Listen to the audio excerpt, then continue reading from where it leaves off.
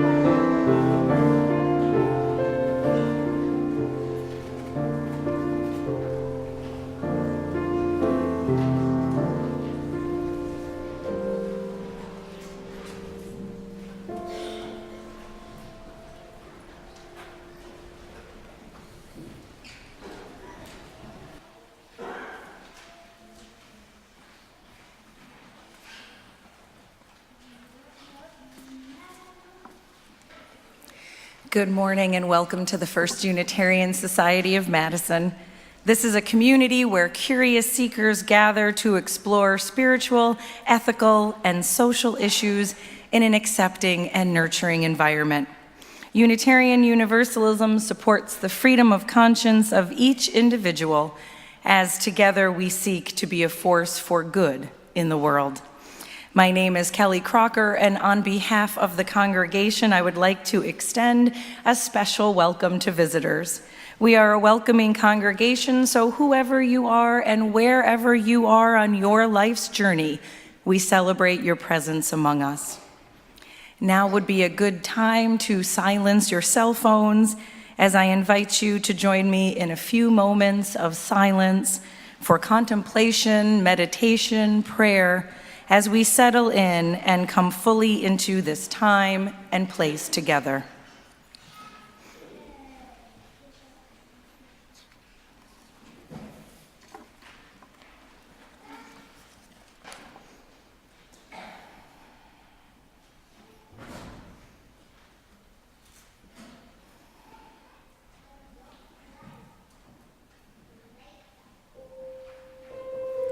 And I invite you to rise in all the ways we do for our opening hymn, number 121.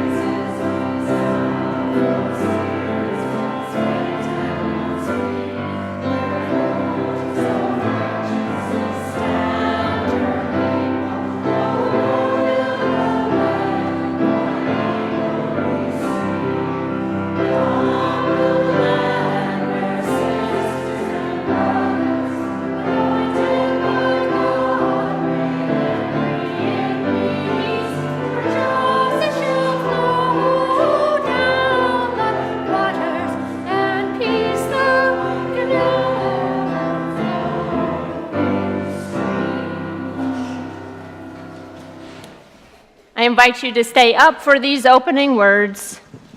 This is the hour. The time has come.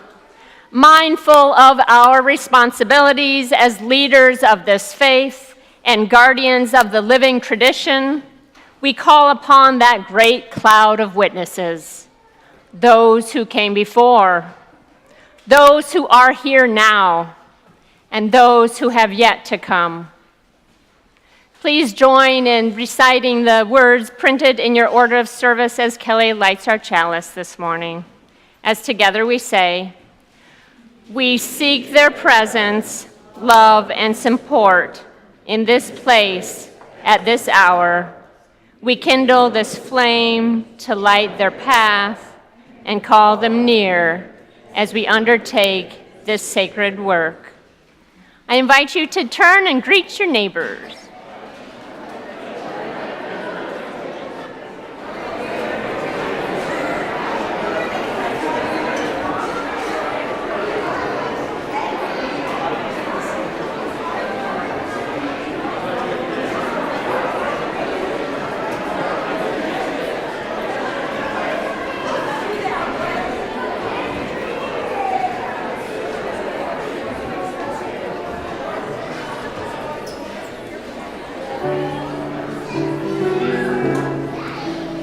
Right, all the young and young at heart can come forward for a story.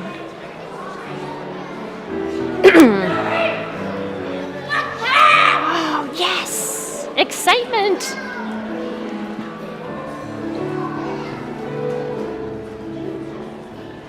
Oh my goodness. Good morning, good morning. I think we will, yes. Oh, I am so grateful all of you arrived here from the snowy weather outside. It's kind of snowy, it's kind of windy, it was raining yesterday.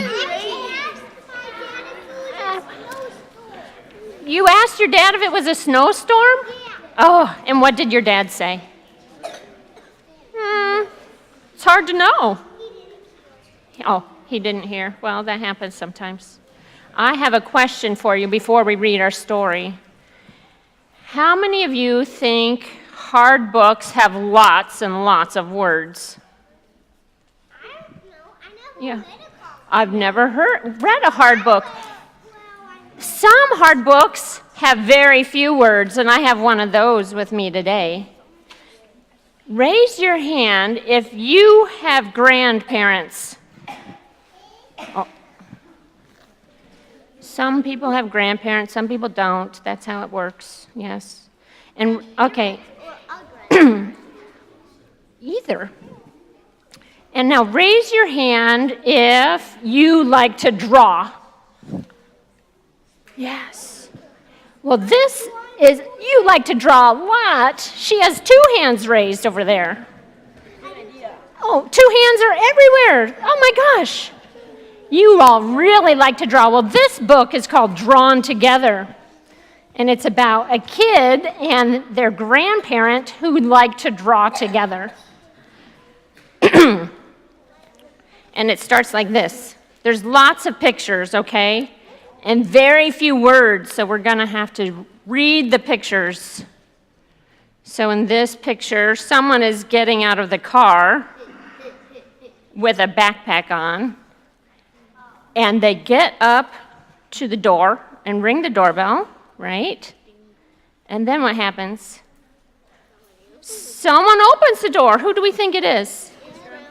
Probably his grandfather. Yeah, they're greeting each other with a bow.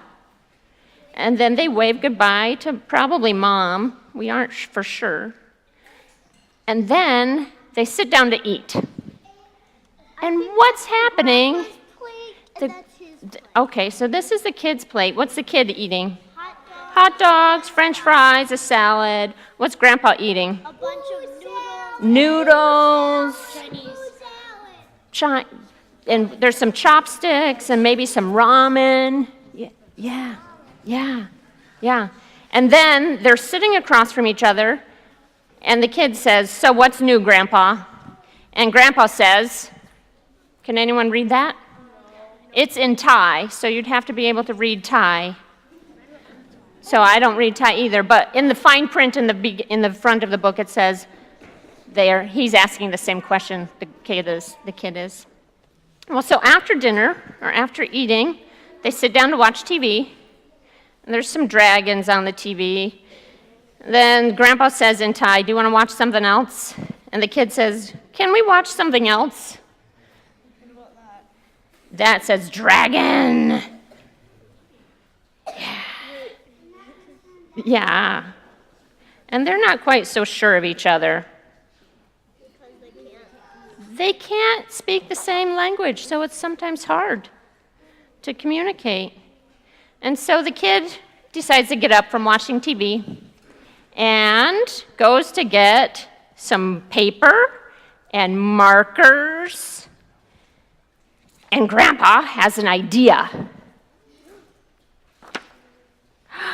Grandpa's walking away and comes back with a sketchbook and maybe even some pen and ink. Right when I give up on talking, the kid says, my grandfather surprised me by revealing a world beyond words.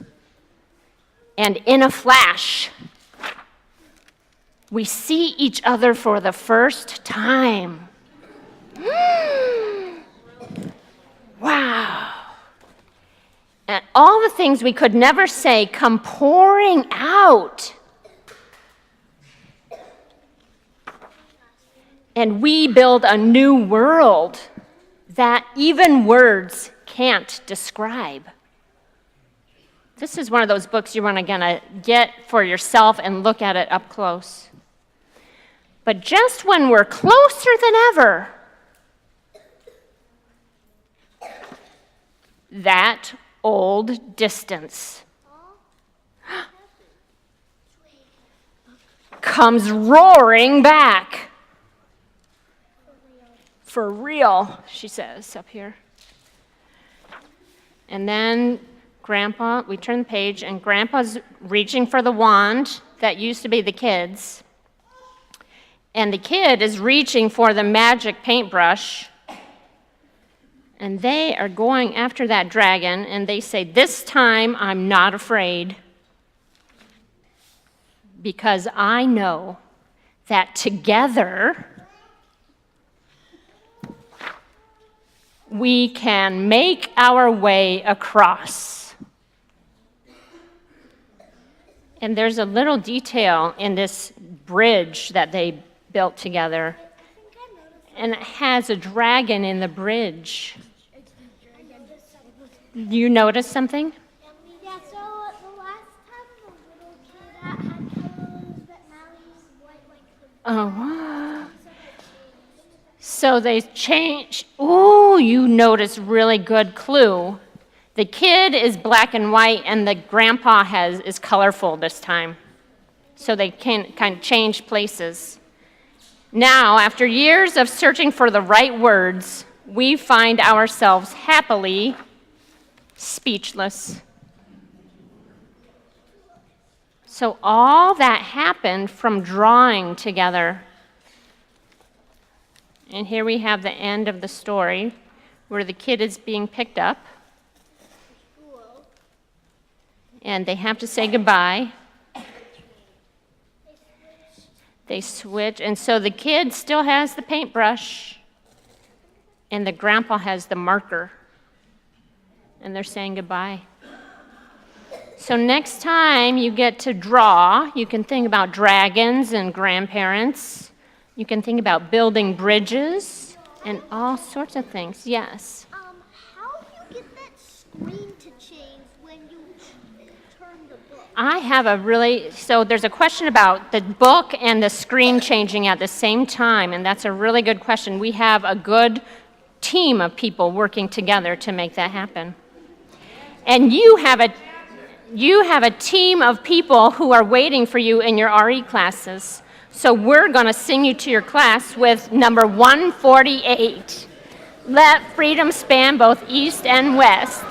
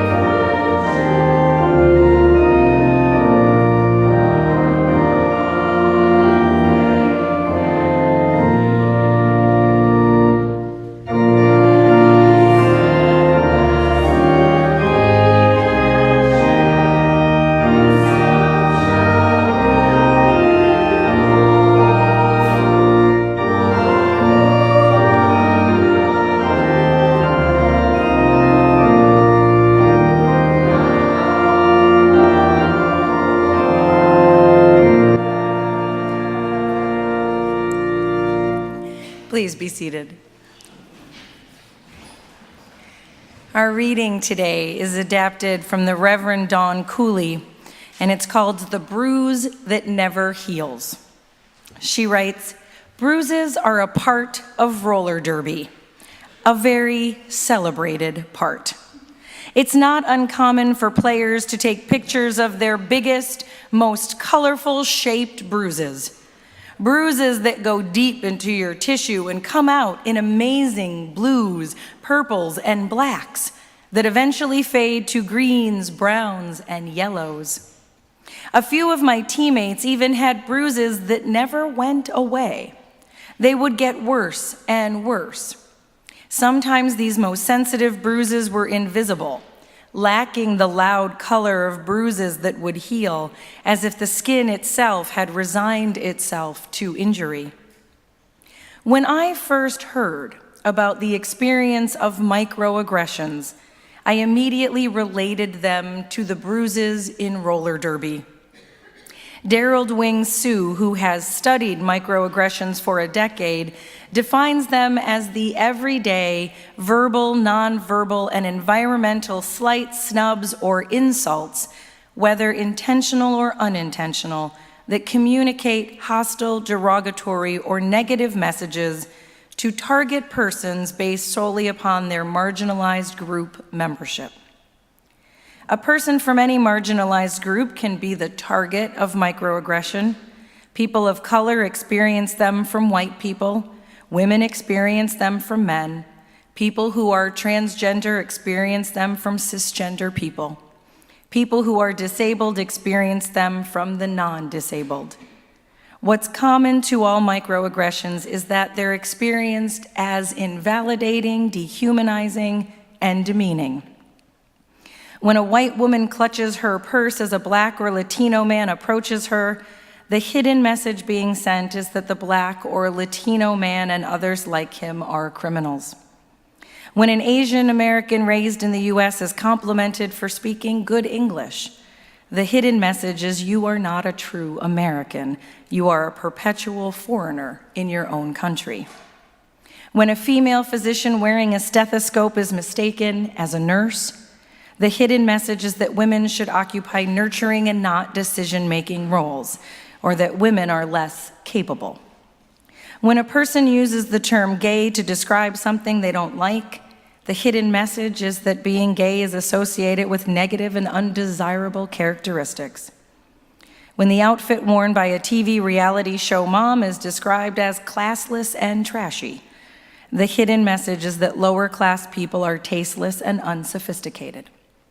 These are all microaggressions. There are many, many more. They all say you do not belong, and the effect builds up over time. Someone who regularly experiences microaggressions becomes more and more aware of them. The bruise gets bigger and more sensitive until even the slightest touch is experienced as excruciatingly painful. Those who experience microaggressions suffer biologically, emotionally, cognitively, and behaviorally. May we choose to face that difficult truth that we are each sometimes unwitting perpetrators that cause pain to another. And may humility, love, and understanding allow us to be a part of the healing process whenever possible.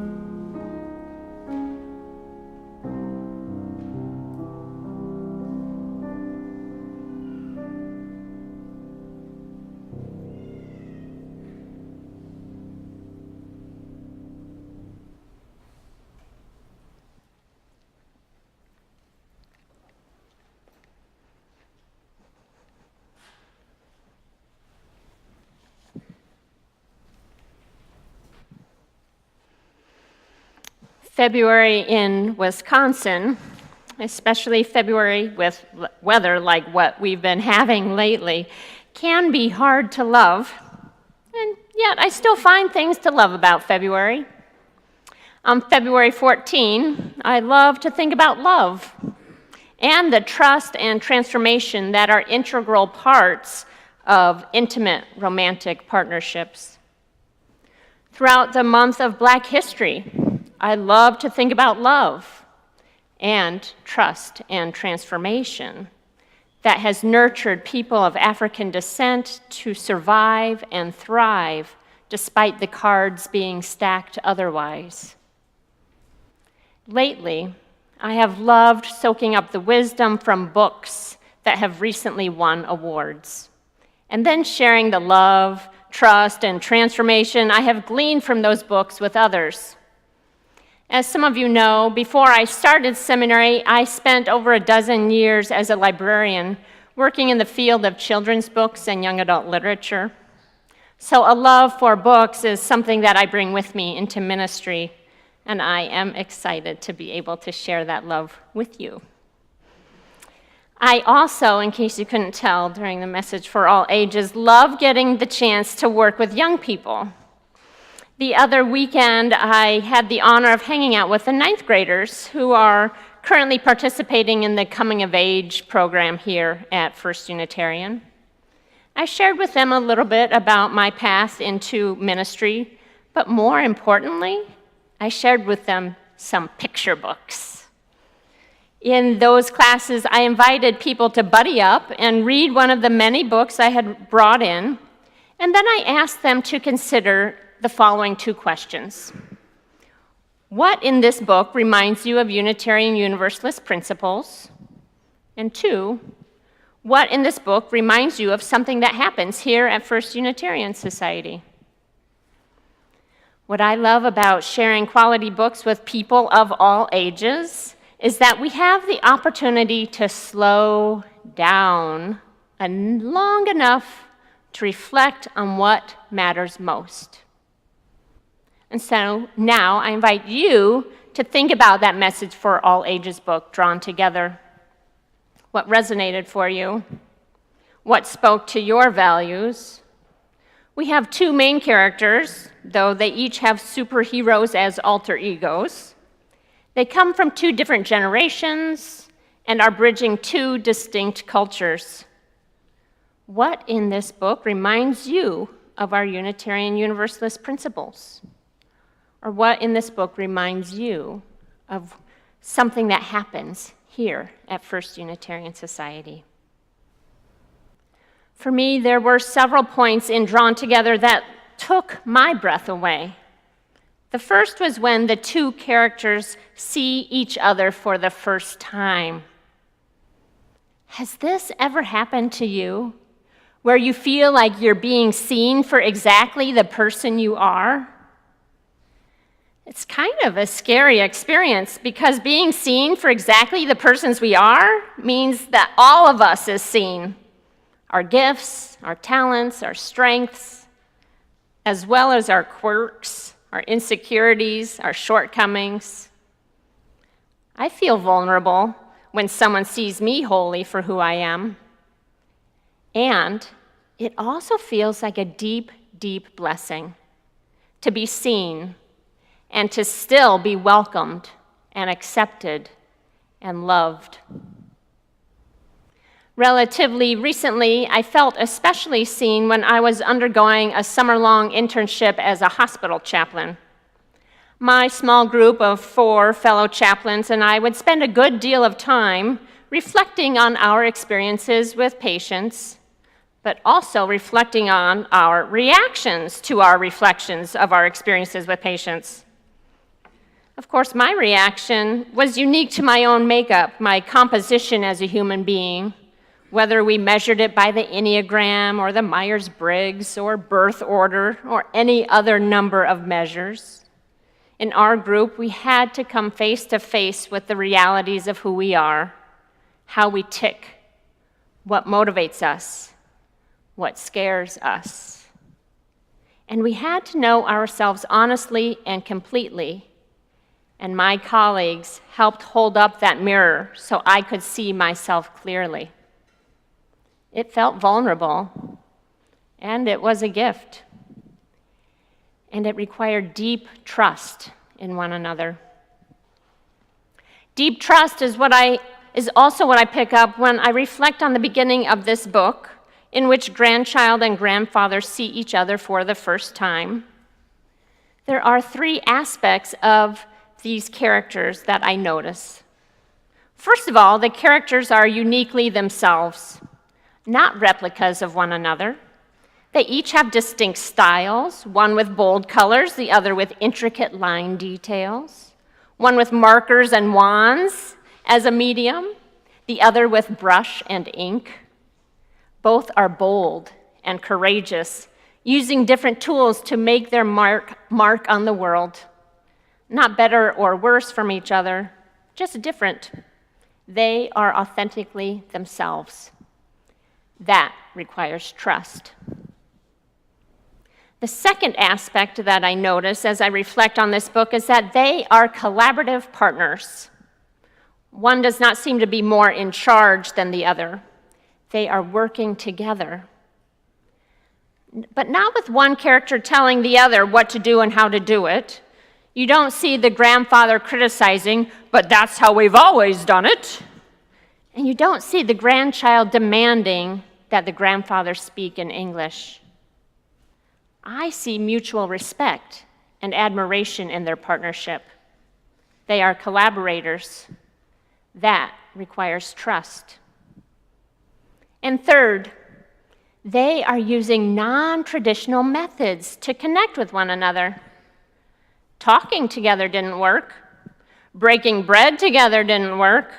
Watching TV together didn't work. Eventually, they hit on something that did work: their shared interest in art making. Indeed, as the text says, they built a new world that even words cannot describe. Through drawing and painting, they tap into their creative powers together. That requires trust. This has important implications for our lives as well. For each of these three aspects, authenticity, collaboration, and creativity, trust is an important ingredient. It takes trust to show our true colors, sharing our authentic selves. It takes trust to share leadership and to collaborate with respect. It takes trust to try new and creative ways of building a new world. And truth be told, we are in desperate need of a new world. We must go beyond trust to transformation. The essay on roller derby bruises and microaggressions by Reverend Cooley reminds us that there are injuries, both seen and unseen, in this broken and hurting world. Our Unitarian Universalist principles call us to both bear witness to the reality of this world and to take action to make it better, to engage in transformation. Beyond what Reverend Kelly read for us today, the essay by Reverend Cooley also includes the following: if we believe in the inherent worth and dignity of every person, and if we believe in the interdependent web of all existence of which we are a part, then we must put in the effort to face our own failings. We must put in the effort to face our own failings. The Drawn Together picture book shows us what it looks like when we face our own failings.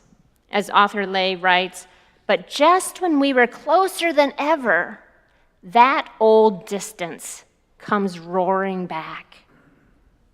Here we see a gulf, an old distance that represents our failings, those times when we have fallen short or missed the mark. The gulf is so wide, so menacing, and feels so insurmountable. Has this ever happened to you? Suddenly, an old distance is separating you from the people you want to be with, or from the places you want to go. This is frustrating and overwhelming and debilitating, maybe even scary and saddening too. After all the work we have done, we are back to that experience of separation. Reverend Cooley gives us a name of one particular kind of gulf. She calls it microaggressions. They are hostile, derogatory, negative. They target people based solely on their marginalized group membership. They are experiences that are invalidating, dehumanizing, and demeaning. Ouch, indeed. I don't know about you, but I certainly have experienced those moments where suddenly I see that gulf again and my spirits sink. In my life, when I feel all the ways that racism and white supremacy culture have limited me and kept me in a box, and when I feel all the violence that has been done to the bodies and souls and livelihoods of people of color and indigenous folks, I definitely feel that old distance. It shows up out of the blue, unannounced and uninvited. It shows up when I misunderstand a comment on my Facebook feed. You see, Bev and I were trying to sell our car a while back, and so I posted a photo of it on Facebook. One of my Facebook friends, who is an African-American man, commented on my post saying, "Call me, sister," and then giving a phone number. I personally didn't remember him having a biological sister, but I suppose that she could probably indeed use a reliable car. Well, it turns out that he didn't make a typo. It was me who made the mistake. I had thought he meant to type "my sister," as in call my sister. Instead, he was using a term of endearment for me, as in call me, comma, sister. And I didn't pick up on it. In that moment, that old distance, that cultural gap came roaring back. It's a small example, but one that fills me with disappointment, nonetheless. Now, that grandkid and that grandfather, they give me hope in times like this. They find ways to transform their world, to bridge that old distance. We talked some about the details with the kids, where the characters each have to take up each other's tools, where the grandfather picks up the wand and the grandkid gets to use the paintbrush. As they actively fight the roar of that old distance in new and creative ways, the text reads, "This time I'm not afraid, because I know that together we can make our way across." Together, we can make our way across. Here, again, we see their authentic selves working collaboratively in new and creative ways. And this speaks to the ongoing work of bridging cultural gaps. We have to engage in this work again and again. It will never be completed. It is lifelong work. Reverend Cooley gives us some specific ways that together we can build bridges. She writes, "It means learning about how we may cause harm to people, even unintentionally, and then working to make it right. It means using techniques such as oops and ouch when we have erred. It means recognizing that the impact of our words on others matters more than our intent. It means listening to the stories of others with humility and an open mind and heart. This," she writes, "requires constant effort and does not come easy. And as with so much other work of this nature, we will break each other's hearts and fail over and over again. But if we let it, this is what will allow us to grow." Did you hear that? This constant effort, this work that breaks our hearts again and again, this has the potential to allow us to grow, to be transformed. At my seminary, we are acutely aware of the tenacity, the roar of the systemic nature of the dominant culture that privileges whiteness in such a wide variety of ways. In an effort to take steps to address this roar, both bearing witness to the brokenness and stepping into the trust required for transformation, my seminary has organized optional affinity group gatherings based on racial identity. So, for example, when I was in Chicago last month for my weeks of face-to-face classes, I spent some of my spare time facilitating groups for white-identified students who are interested in deepening our anti-racist identities, behaviors, and relationships. The gatherings required us to step into trust so that we could more honestly step towards transformation. Twice a week for 3 weeks, we gathered, tentative at first, not sure how much we could trust each other or how much we could share. Thankfully, that trust grew as the month progressed, and some of us are still communicating with one another from afar, sharing our heartbreaks as well as our micro successes and our micro actions. It's like we are practicing building bridges. We are practicing the transformation of our lives, which ultimately is part of the transformation of our world.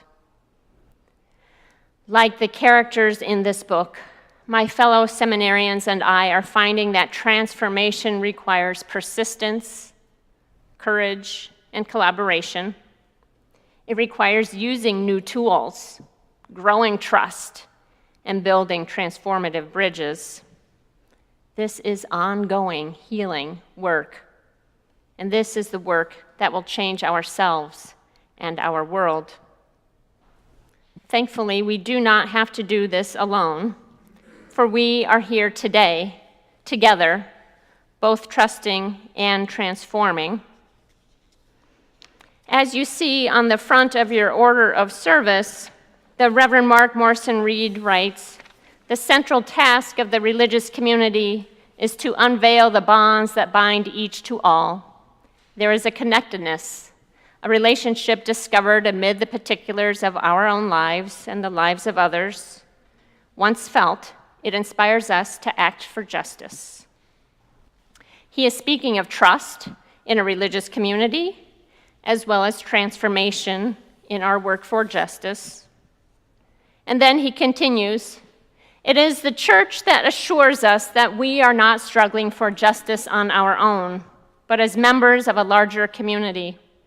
The religious community is essential, for alone our vision is too narrow to see all that must be seen, and our strength is too limited to do all that must be done. Together, our vision widens, and our strength is renewed." In the week ahead, may you see signs and symbols of trust and transformation popping up in your own life, wherever you look. May you each remember how to tap into your authentic self, as vulnerable as that sometimes feels. May you all engage in collaborative leadership filled with respect and appreciation. May you collectively pick up the new tools that will help you to creatively build a new world. Trust and transformation are possible, my friends, and we get to practice that together. Blessed be and amen.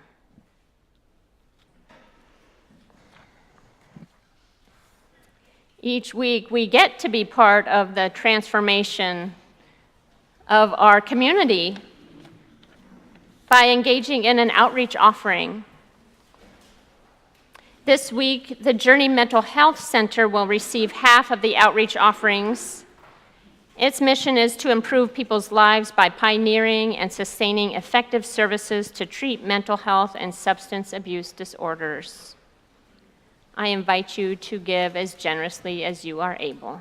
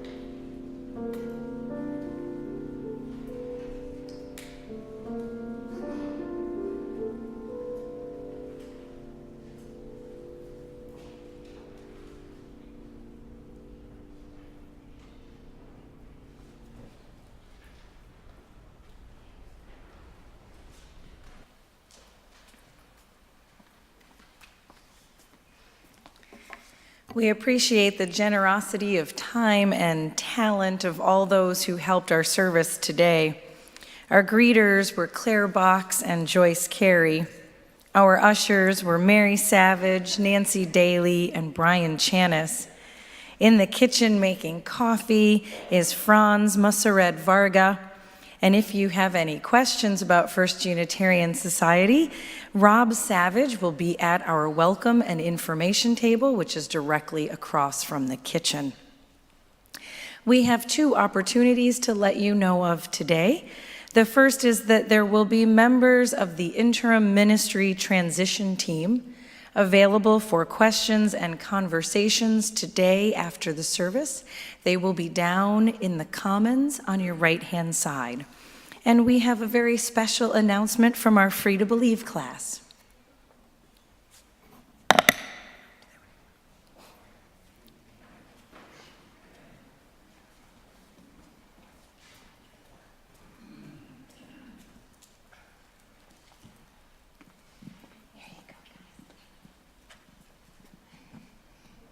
Today for the bake sale, we have butterfly bags with Cheerios in it and marshmallow bags.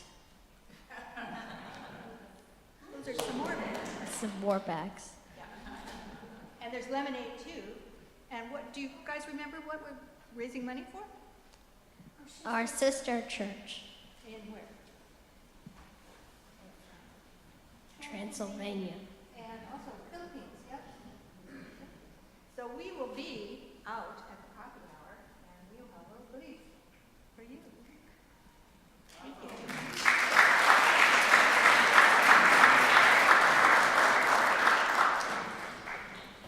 Thank you, and thank you to our Free to Believe class for helping support our partner church program.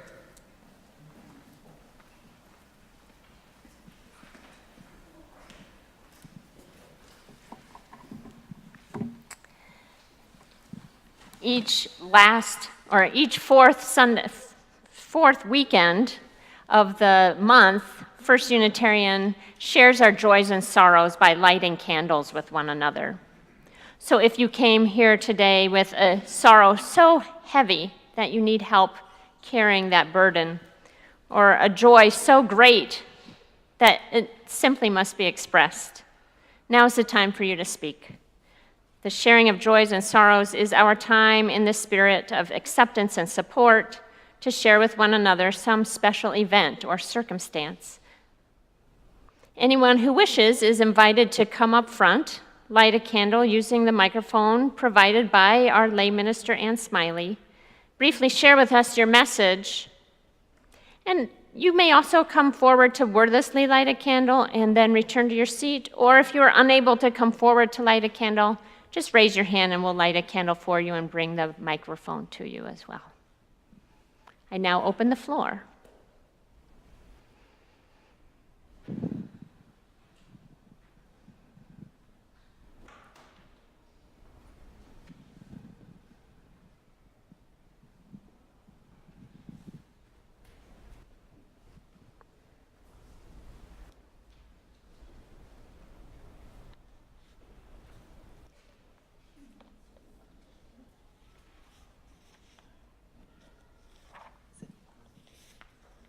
I have a sorrow and a joy.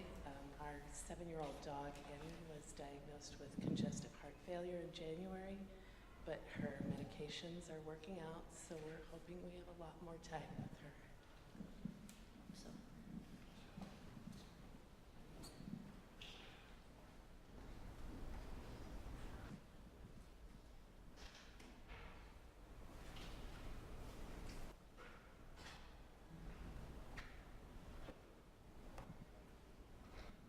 Hi, my name's Jerry, and I have a joy and a sorrow. Sorrow that tomorrow's 30 years since my mom died, and a joy that in early March, my husband and I will celebrate our 20th anniversary in Hawaii.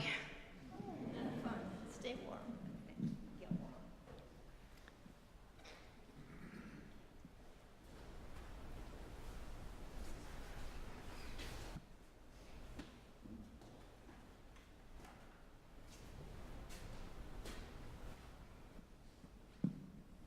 I have a joy. I just returned from Texas where I was celebrating my grandparents' 70th wedding anniversary. It's pretty amazing. Yeah.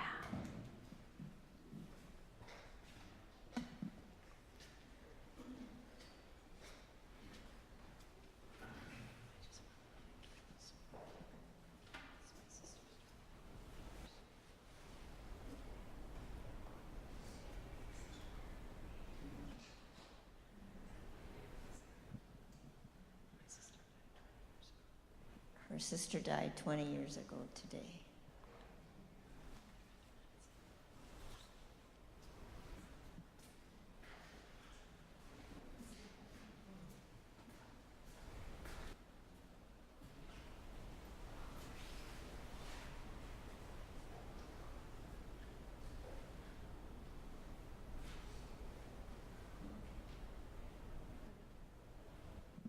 I pray in gratitude that my husband completed chemotherapy and radiation, and I trust that next week's scan will show good results. Yeah.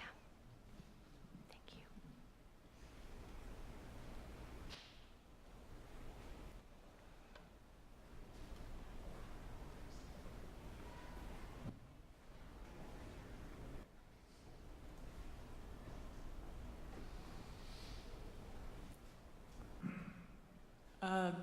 Remembering Becky Burns, who's recovering from some significant shoulder surgery, and it's going to be a long recovery for her. Sending her love and good wishes, and a deep gratitude to my helpers who helped clear the front sidewalk this morning so it wasn't icy and slippery. And a huge bow of gratitude to all the staff at First Unitarian Society who with great love and wisdom are helping us through this challenging and exciting time of transition.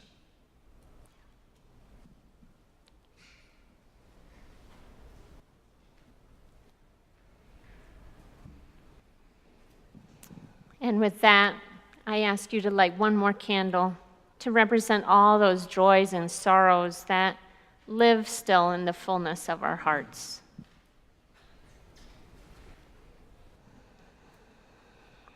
And with that, I invite you to sing our closing hymn, number 95, There is More Love Somewhere.